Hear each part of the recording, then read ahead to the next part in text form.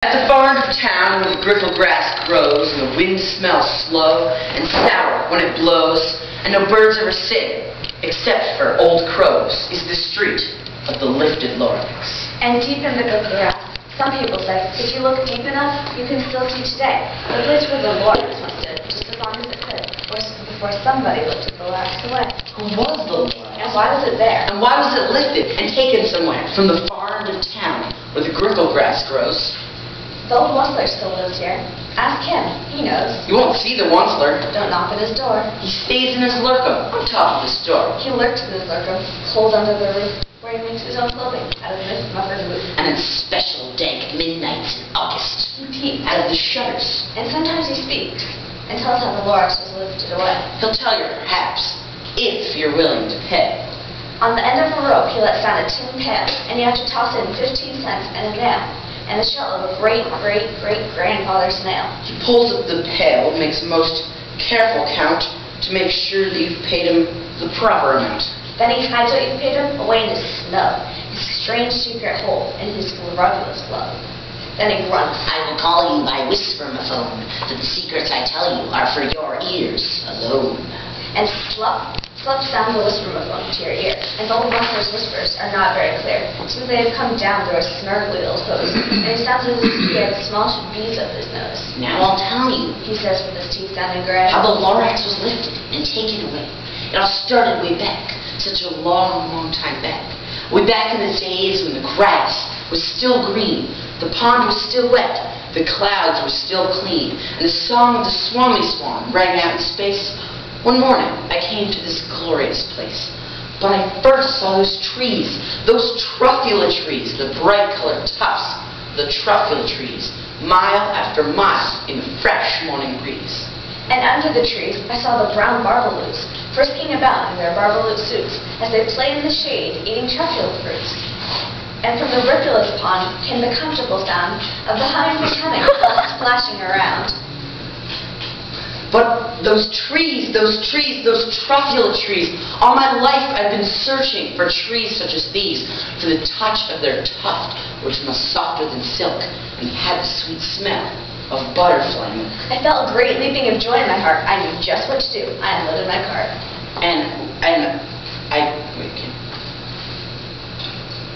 And in no time at all, I built a small shop. Then I chopped down one truffula tree with one chop. And with great skillful skill, And with great speedy speed, I took the soft tuft and I knitted it as need. The instant I finished, I heard a gazump.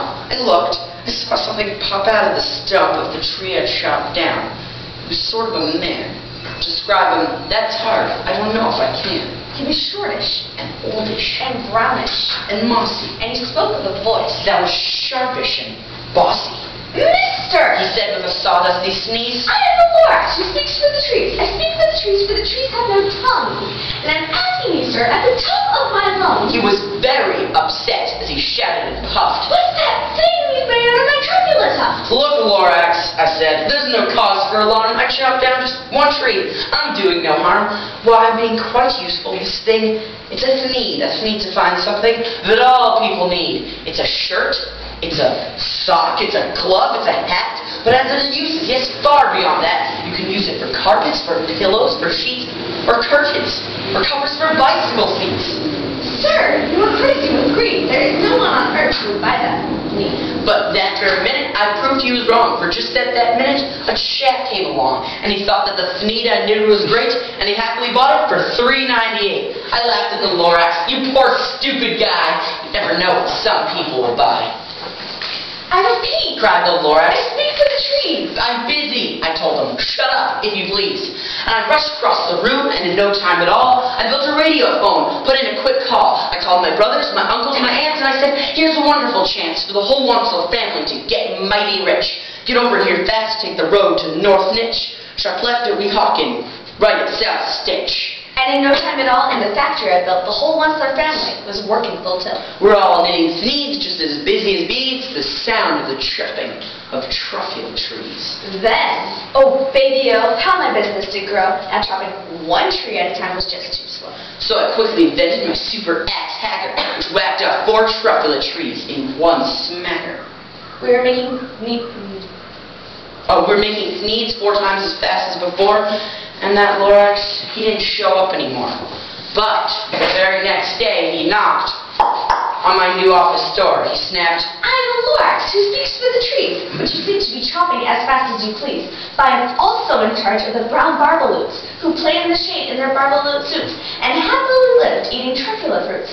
Now, thanks to your hacking my cheeks to the ground, there's not enough truffula fruit to go around. My poor barbaloots are getting the crummies because they have gas and no food in their tummies.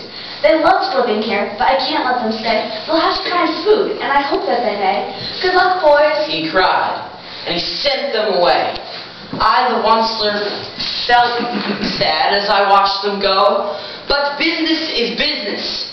Business must grow, regardless of crummies and tummies, you know. I meant no harm, I most truly did not. but I had to grow bigger. So bigger I got. I biggered my factory. I figured my roads. I biggered my wagons. I figured the loads of the things I shipped. I was shipping them forth, To the south. to the east, To the west. to the north. I went right on biggering, selling more needs. And I biggered my money, which everyone needs. And then he came back. I was fixing some pipes. That old nuisance Lorax came back with more gripes. "I'm the Lorax." He coughed and hit. He sneezed, he snuffled, he snarled, he sniffed. "Whistler! He cried with a cruftless croak. Whistler, you were making small smoke. My poor swami swans, why they can't sing a note.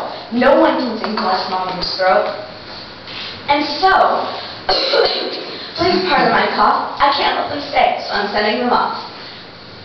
Where will they go? I don't hopefully know. They may have to fly for a month or a year to see the small you smogged up around.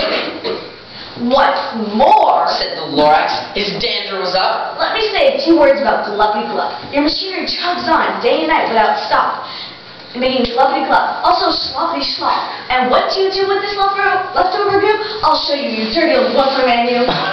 You're glumping up the ponds where the hunting fish come. No more can they hum, for their bills are all done. No one can, where will they go?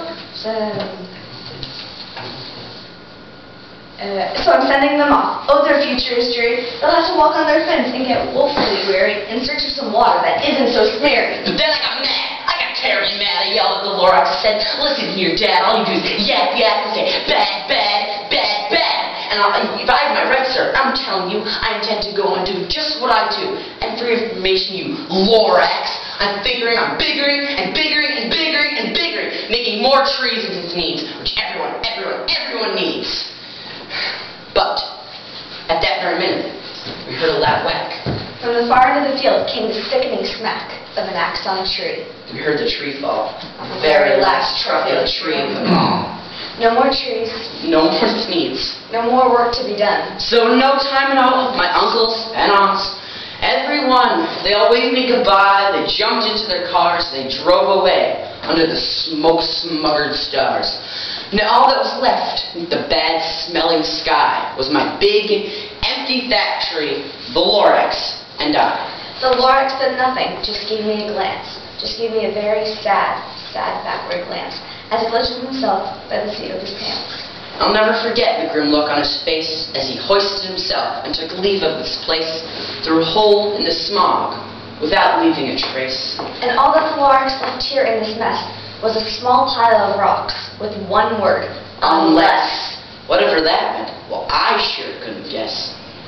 But that was long, long ago, and every day since that day I've sat here and worried away while my buildings have fallen apart. I've worried about it with all of my heart. But now, says the Onceler. now that you're here, the word of the Lorax seems perfectly clear. Unless someone like you cares a whole awful lot, Nothing's gonna get better. it's not. So, Catch. calls the Onceler, he let something fall. It's a truffula seed. It's the last one of all. You're in charge of the last of the truffula seeds. And truffula trees are what everyone needs. Plant a new truffula, treat it with care, give it clean water, feed it fresh air, grow a forest, protect it from axes that happen. Then the Lorax and all of his friends may come back. I'd like to get the audience involved.